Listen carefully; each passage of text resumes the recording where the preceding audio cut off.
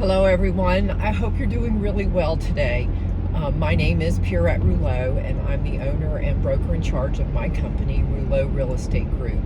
And today my puppy and I, Beauregard, I think you can see him in the back, we're going out to take a look at a lot out in Haywood County for a client who wants me to list it for him. I have been in this subdivision before. It's called Panther Creek Estates. So, I have about a 30-minute drive from Asheville out Interstate 40 to Haywood County and the Waynesville area. And, I thought I would take the opportunity to chat about my thoughts on the real estate market, both locally and nationally, and all that I have absorbed and thought about over the last year, and watching buyer and seller activity and where we find ourselves now. I'm not going to quote any stats because I tend to get them wrong when I'm not thinking about them, but I do a couple of YouTubes a month that are also on Facebook with excellent stats. The long and the short of it is that we are not in a housing market bubble. And one of the things, I think even wider, so my PhD is in English literature. I'm a thinker. I was actually a theorist. And so one of the things that I think is my gift and talent that I offer is the ability not only to, process information and the data, but to think about the implications and the principles of things. I was speaking with someone this morning, a builder in Asheville, and he was talking, he was speaking to the price of lumber now, and he confirmed what I had been learning, that lumber was 3 times its value. Now I think it's about 50%, twice as much rather than 3 times as much, and that houses therefore are costing about 25% more to build.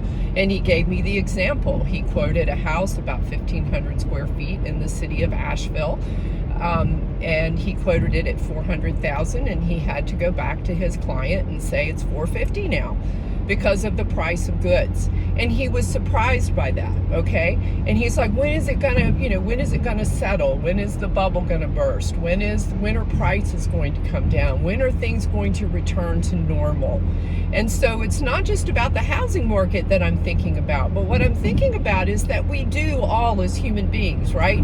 We have trouble grasping that things are different, and we have trouble, we're the frog in the water, right? And I don't really mean to use that example because I think, and other people, National Association of Realtors, economists, and national thinkers of other, in other related areas, all think that we're beginning to take another 10-year housing market increase. And that's not because it's gonna that it's increasing more than anything else in our society is increasing. I saw a stat the other day that said, inflation is already here. And I think that that's accurate. I can remember 10 years ago when we started getting 12 ounces in our cereal, right? Rather than 16, and you shook the box and the box was just a little bit smaller, so it felt the same in your hand. So, the price of goods and services is increasing. We have population growth. Normally, we sell about 5.2 houses a year nationally, and that has been the trend, even though we've been in a 10-year housing shortage. And so what does that add up to? Eventually, you have population growth, right? And so eventually, that supply simply cannot connect with the amount of demand. And so one of the things that's happened in the housing market, which is a primary driver of our entire economy, we can see, aspects of our economy and whether they're working or not and supporting the rest of the economy by the housing market. Okay. Oh, I bunny trailed and lost my thread. So what I want to convey, I think is a philosophical point. And that point is things are not acting normally, okay? And they haven't been acting normally since the pandemic. And we were in a 10-year housing shortage. And the only way that we're going to get out of that housing shortage is to have more homes on the market, because we have a lot more buyers now. That was my point that I trailed off earlier. So, there's been a certain number of buyers who just aren't in the market, and that's how we've stayed. This is my opinion that I've gleaned. This is how we've stayed at 5.1, 5.2 million houses a year, despite population growth and despite millennials graduating from college, making savings, putting a dent in that crime, which is called student college debt. Don't get me started. So there will be more buyers in the market, and they will need housing. So we are going to have to create more supply. So what the National Association of Realtors and others predict is that we will sell 6.5 million houses this year. Where is that going to come from? So one of the places that it's going to come from is I have 4 listings coming on the market, and they are all remarkably different. But for the most part, what they are, including this beautiful lot that I'm going to see, are people who have either living in another place and they've inherited a house, or they've inherited a house that they're going to sell. So they are going to take their equity that they have gained in their home, okay? And that's the right thing to do. And so here's another set of sellers that may come on the market. There are people who are not underwater in their homes, so that's another conversation, the foreclosure situation of when we did have a bubble in 08 and 09 when it collapsed, right? So those people who have been in forbearance in their mortgages, they have equity. They have equity. And so what they may end up doing, that set of individuals, is they may end up taking that investment, which is what we want to happen. We want your house to be an investment for you. So they may take that investment and they may sell it, and they may buy down, all right? They may not buy the same quality or size of home. So we believe that set of houses are going to come on the market. Builders, like this very smart builder this morning, he's going to come to terms with the cost of building and how to talk to people about, what is the true cost of building your home. I still think it's cheaper to buy than to build. I think builders can build for about $250 a square foot, and that's probably on the more luxury end. That doesn't include the price of your lot. It doesn't include the price of your driveway. It doesn't, in most cases, it's not going to include your well and septic. So we really have to think through. And so your real estate broker, you guys. So I am on a mission to reestablish people's confidence in the real estate broker. We have such an essential function. We broker relationships between everybody and make sure that the buyer wants to buy and the seller wants to sell. We are going to make sure with honest, transparent, fiduciary, confidential relationships of advocacy and honesty, that they propel us and assist us in helping one another. It is a crisis in the housing market, but it is not one, and it's one we have to work our way out of. But it's not what most people say is this is not aberrant. There are too many factors at work that the pandemic brought to the forefront, and on the other side, we have 2 years of buyers, we have 10 years of shortage in housing. We have an increase in the desire of buyers to move and relocate, and we have 2 sets of 2 years of buyers who have been unsatisfied, and we have millennial buyers. So really, I wanted to communicate that to you today.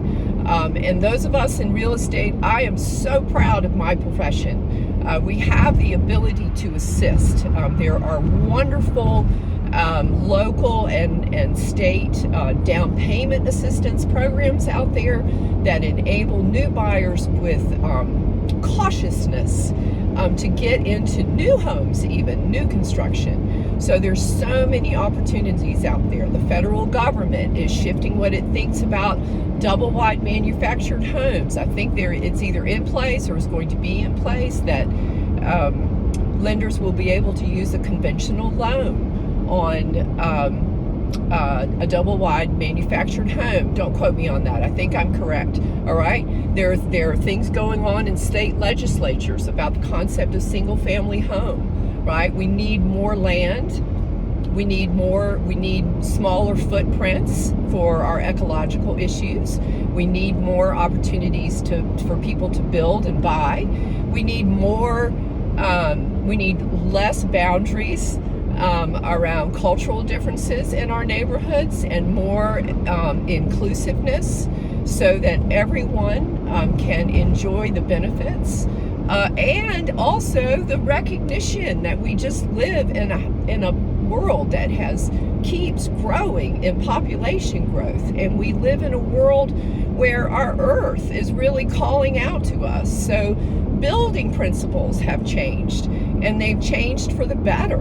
And one of the ways in which they've changed is, yes, they put more houses on a lot, but they make a smaller footprint, and they build with materials that actually are, more healthy for the environment.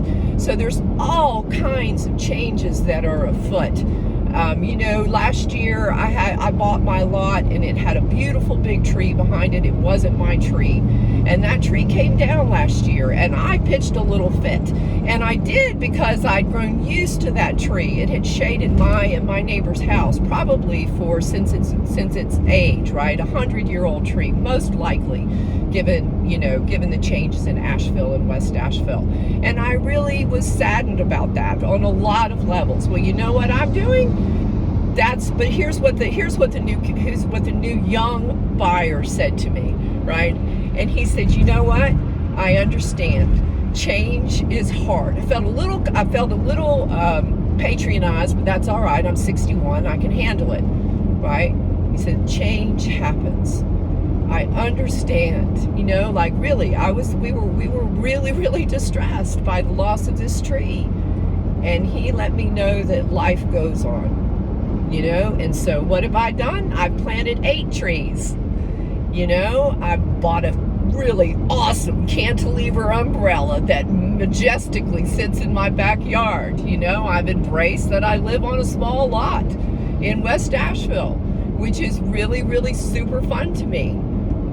So I want everyone who's listening to this to hear my intelligence, to hear my heart, to hear my authenticity, to hear that those of us in the market are always, our commission is back here. When we went through school, that's what we were taught. We are here for the protection of the consumer. And yes, we have the opportunity to have a good profession, but we work solid. We bring all of our experience to bear. And so if you're in the market to look for a house, don't pick any house. There are houses that you don't want to buy. Even in this market, which is such an exceptional seller's market, it's a hyper seller's market right now. Even now, buyers say, no, that is actually too much money. I'm not going to pay that for that house. Or that house is in such bad shape. It's a lovely house, but that price is too high because of the quality of the house, okay?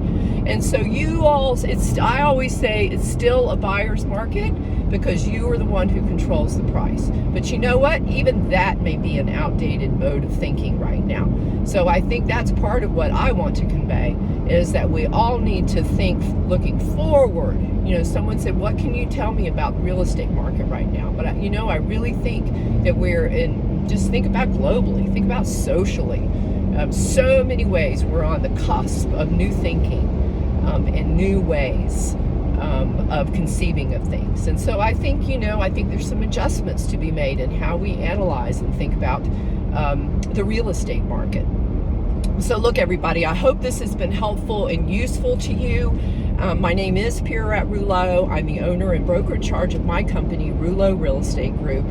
And I am myself, and I work in about 15 counties. And today I'm driving out to Haywood County.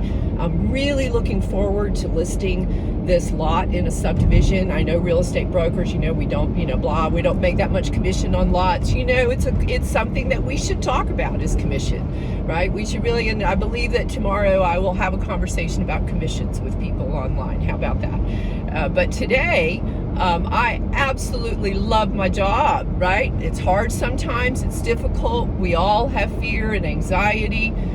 These are important decisions that we're making, but today my puppy and I get to go out to a beautiful lot, take in a couple of hours, and then hire a great photographer to come out and do some great work. So have a lovely day, and thank you so much for checking in with me. And please let me know how I can serve you. My office is in West Asheville, 866 Haywood Road, and I really love my little neck of West Asheville too. Just really my sweet spot. So love everybody in the room, and thank you so much.